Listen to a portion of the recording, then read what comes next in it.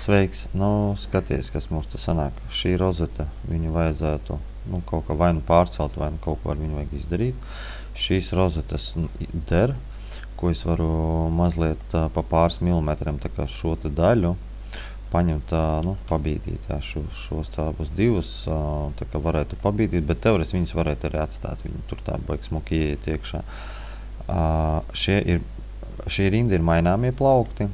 Šeit es mazliet viņu palaidīšu uz leju, lai tā drošības poga, lai viņi ir tur piekļuva, tur kaut kāds avārijas poga, laikam jums bija. Tā, un šo daļu es arī pacelšu augstāk. Tātad sanāks, ka šī te daļa būs mazliet šaurāka, un tad vajag izdomāt, vai nu mēs visu taisam, vai tikai šo te daļu. Tātad vienu no tādu plaukta daļu taisam šaurāk, bet tad viņi nebūs vienā rindā. Vai nu mēs mainam visam pilnīgi augstumu, un teiksim, līdz aptuveni parādīšu. Tā, vēl vajag zemāk. Tātad vai nu mēs mainam šo te uz leju, tur kaut kādu gramu palaižam, un šo te rindu mēs paceļam augšā. Šādi, teiksim, jā.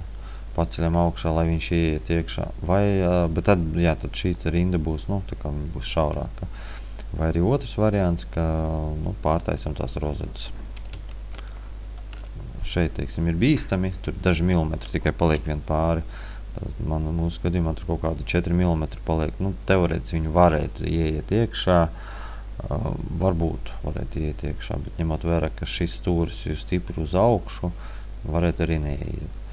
Vai arī tad kaut kā jādomā.